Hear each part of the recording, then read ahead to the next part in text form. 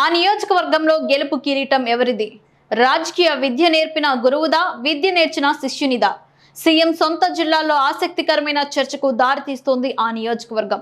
ప్రముఖ వ్యాపార కేంద్రమైన ఆ నియోజకవర్గం ప్రజలు రాజకీయంలో ఓనమాలు నేర్పించిన గురువుకు జై కొట్టారా, లేక రాజకీయంలో గురువును మించిన శిష్యునికి జై కొట్టారా అన్నది లెక్కలేసుకుంటున్నారు. అయితే 80% ప్రజలు వారి ఓటు హక్కును వినియోగించుకోవడంతో లెక్కలు తారుమారయ్యే పరిస్థితులు కనిపిస్తున్నాయని గురు శిష్యులు ఎవరి అంచనాల్లో వాళ్ళున్నారు. ఇంతకు ఎక్కడ గురు శిష్యుల పోటీ అనుకుంటున్నారా? అదేనండి మన సిరిపురి.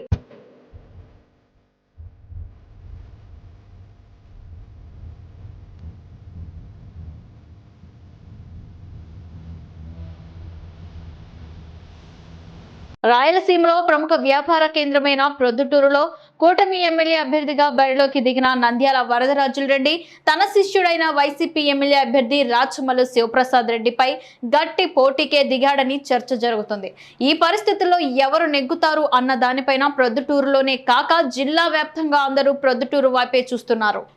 ఒకప్పుడు తెలుగుదేశం పార్టీకి కంచుకోటగా ఉన్న ప్రొద్దుటూరును గత 2 దఫాలుగా వరద శిష్యుడు రాచమల్లు వైఎస్ఆర్ కాంగ్రెస్ పార్టీ వైపు తిప్పాడు.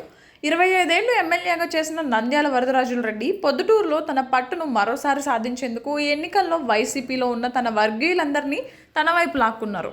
వైఎస్ఆర్ కాంగ్రెస్ పార్టీలో పెద్ద ఎత్తున అవినీతికి రాచమల్లు అయిన బావమరిది బంగారు గుండ్రెడ్డిలు తెరలేపారని ప్రజలు వైఎస్ఆర్ కాంగ్రెస్ పార్టీపై విసుగు చెందారని, ఇసుక అక్రమ రవాణా, మట్కా గుట్కా భూదందాలు ఇలా ఈ 5 ఏళ్ల కాలంలో రాచమల్లు శివప్రసాద్ రెడ్డి అక్రమంగా 1000 కోట్లు సంపాదించారని వరదరాజుల రెడ్డి వర్గీయులు పెద్ద ఎత్తున ప్రచారం చేశారు. ఇదే విషయంపై వరదరాజుల రెడ్డి కూడా అనేక మార్లు విలేకరుల సమావేశంలో ప్రస్తావించడంతో పాటు వార్డుల్లో ప్రచారానికి వెళ్లిన సందర్భాల్లో కూడా ప్రజలకు తెలియజేశారు.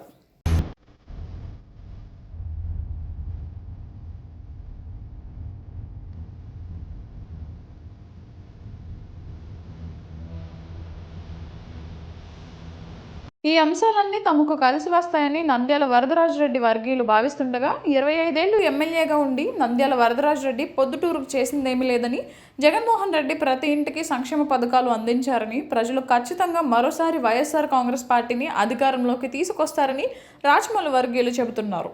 పొద్దుటూరులో వ్యాపార వర్గాలు ఈ ఎన్నికల్లో కూటమి ఎమ్మెల్యే అభ్యర్థి వరదరాజుల రెడ్డికే మద్దతు ఇచ్చారని, వైఎస్ఆర్ కాంగ్రెస్ పార్టీ అధికారంలో ఉన్న 5 సంవత్సరాలు వ్యాపారులను ఎమ్మెల్యే ఆయన బామ్మరిది వేధింపులకు గురిచేసి పెద్ద ఎత్తున వసూళ్లకు పాల్పడ్డారు అన్న ఆరోపణలను వరదరాజరెడ్డి వర్గీయులు చెబుతున్నారు.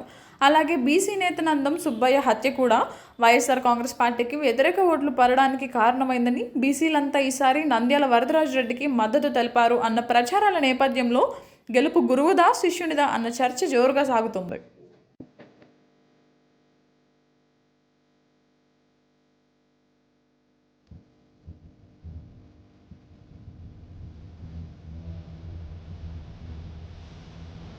వరదరాజరెడ్డికి ఈ ఎన్నికలు చివరి ఎన్నికలు కావడం, పొద్దుటూరులో టీడీపీ ఇన్ఛార్జ్ ప్రవీణ్ కుమార్ రెడ్డిని కాదని తెలుగుదేశం పార్టీ నిర్వహించిన సర్వేల్లో వరదరాజరెడ్డికి పెద్ద ఎత్తున ప్రజలు జై కొట్టడంతో ఆయనకే చంద్రబాబు నాయుడు టికెట్ను కేటాయించడం చకచకా జరిగిపోయాయి. అప్పటి వరకు తెలుగుదేశం పార్టీలో ఉన్న టీడీపీ ఇన్ఛార్జ్ ప్రవీణ్ కుమార్ రెడ్డి, మాజీ ఎమ్మెల్యే మల్లెల లింగారెడ్డిలు వరదరాజరెడ్డికి సంపూర్ణ మద్దతు ఇవ్వకపోవడం, కేవలం తన క్యాడర్ను, ప్రజలను చంద్రబాబు నాయుడు ప్రకటించిన సూపర్ 6 పథకాలను వరదరాజరెడ్డి నమ్ముకున్నాడని, గెలుపు సాధ్యం కాదని, అతి తక్కువ ఓట్లతో అయినా మెజారిటీ సాధిస్తామని ఎమ్మెల్యే వర్గీయులు చెబుతున్నారు. అయితే పొద్దుటూరులో ₹1కి ₹2 వరకు తెలుగుదేశం పార్టీ వర్గీయులు పందెం కాస్తున్నారు. రాచమల్లు గెలుపు ధీమా ఉంటే మరి వైసీపీ నాయకులు ₹1 ఇస్తే తాము ₹2 వరదరాజరెడ్డి గెలుస్తాడని ఇస్తామని చెబుతున్నా ఎవరు ముందుకు రాకపోవడం, ప్రొద్దుటూరు నుంచే కాక పులివెందుల, రాజంపేట, వైఎస్ఆర్ కాంగ్రెస్ పార్టీ చెందిన వారు కూడా నంద్యాల వరదరాజరెడ్డి గెలుపుపై కోట్ల రూపాయలు పందాలుగా పెట్టడం చూస్తుంటే ప్రజలు ఎవరికి ఓటు వేశారు, ఎవరు గెలవబోతున్నారు అన్నది జూన్ 4వ తేదీన తేలనుంది. నాయకుల లెక్కలు కరెక్ట్ అవుతాయా, ప్రజల లెక్క అభ్యర్థిని తేల్చనుందా అన్నది వేచి చూడాల్సిందే.